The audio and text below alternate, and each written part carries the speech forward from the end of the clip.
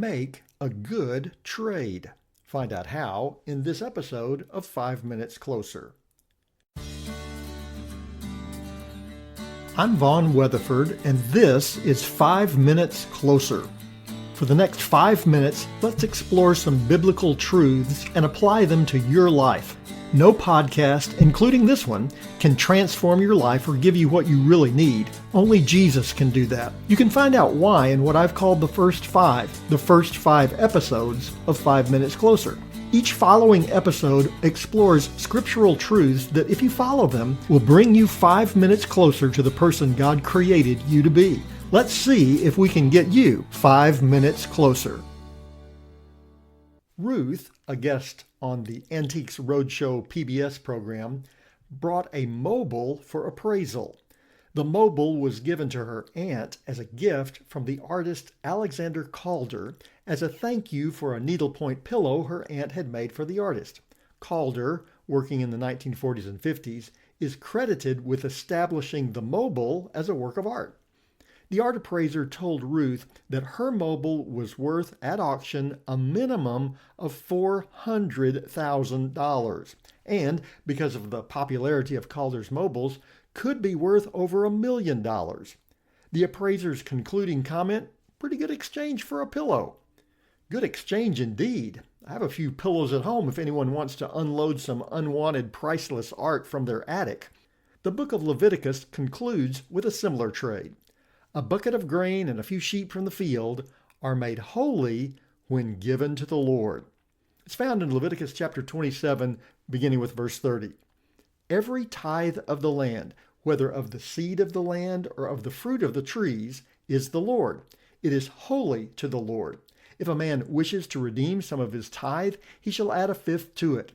And every tithe of herds and flocks, every 10th animal of all that pass under the herdsman's staff, shall be holy to the Lord. The book of Leviticus concludes with the reason for giving tithes and offerings to the Lord. They remind us that everything we have comes from God. Knowing that everything we have comes from God is important. Living like everything we have is the Lord's is even better. God knew that people would try to find a way around giving the tithe even before he gave the command. So he included instructions for what to do if someone needed to make a substitution for their tithe. God realized that people would soon forget the point of their offering. God didn't need their sheep or their grain. He wanted his people to understand that everything they had came from him. We need to realize the same thing. When Martin Luther nailed his theses to the Wittenberg door to begin the Reformation, there was some serious need for reform in the church. One of the glaring problems was a practice called indulgences. Indulgences were a way for the parishioner to pay for part of their sin, either through some action or through giving money to the church. Martin Luther reacted against what he saw as an enormous abuse of religious power, where some were even pre-purchasing indulgences before they had even committed their sin. The practice led to his famous record of the statement, "As soon as a coin in the coffer rings, a soul from purgatory springs," a quote he attributed to a religious leader raising money to build a church. That is never what the tithe and offering were supposed to be about. We aren't buying God's favor or forgiveness. There isn't enough money in the world to do that. We can't meet the price. We aren't trying to become better Christians.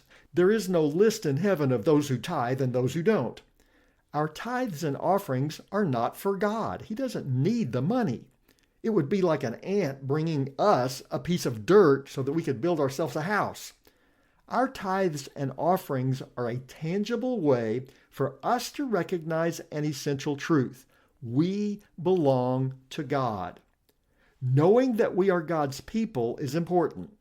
Living like we are God's people is even better. And now, you're 5 minutes closer.